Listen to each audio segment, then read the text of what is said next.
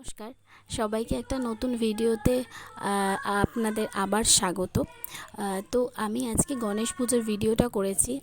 আমি যেহেতু কাকিনাড়াতে থাকি, এখানে মূলত অবাঙালিদেরই বেশিরভাগ জায়গা, তাই জন্য এই ধরনের সমস্ত পুজোই এখানে হয়। বলা যায় যে মহারাষ্ট্রের পরে বা মুম্বাইতে যে পুজোটা হয় তারপরে দ্বিতীয় স্থানে থাকে কাকিনাড়া গণেশ পুজোতে। তো যারা বাইরে থাকেন তারা তো দেখতে পারেন না, তো সেই কারণে আরও ভিডিওটা করা। আর আশেপাশের প্রচুর মানুষ আসে এখানে দেখতে, বীভৎস ভিড় হয়, বীভৎস মানে পপুলারিটি থাকলে বোধহয় সব মানে টিভিতেও দেখানো হতো এরকম একটা ভিড়।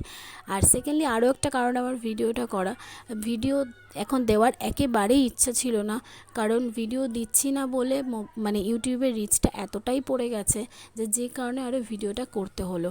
মায়ের কাছে প্রার্থনা করি গণেশ যেতে যেতেই যে মা আসার আগেই রায়টা বেরিয়ে যাক, আর আমরা দুর্গাপুজোতে একটু ভালোভাবে শান্তিতে কাটাতে পারি। সবচেয়ে বড় কথা আরও একটা কারণ আছে, দেখুন ভিডিওতে আপনার লক্ষ্য করবেন কত ছোট ছোট দোকানদাররা আছে যারা বেলুন বিক্রি করছেন, পাঁপড় ভাজছেন, তাদের তো এইসব মেলাগুলোতেই ইনকাম।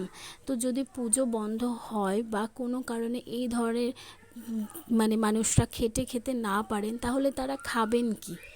আমার বক্তব্য হচ্ছে সেটা।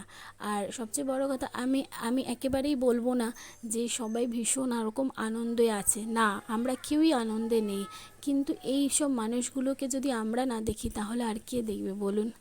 যাই হোক, আমাদের যতটুকু পুজোটা কভার আপ করার চেষ্টা করলাম, আপনারা যদি দেখে ভালো লাগে তো আপনারা অবশ্যই একটা লাইক আর সাবস্ক্রাইব অবশ্যই করবেন। আর পরের বার চেষ্টা করবেন যাতে আমাদের এইখানে গণেশ পুজোটা যাদের দেখে ভালো লাগবে তারা যাতে এখানে আসেন, আমরাও সেই প্রার্থনা করব। সবাই খুব ভালো থাকবেন, সুস্থ থাকবেন, আর সবাই প্রার্থনা করুন যাতে খুব তাড়াতাড়ি জাস্টিসটা বেরিয়ে যায় আর আমরাও পুজোটা ভালোভাবে কাটাতে পারি। আবার দেখা হবে অন্য একটা ভিডিওতে। আজকের মতো টাটা।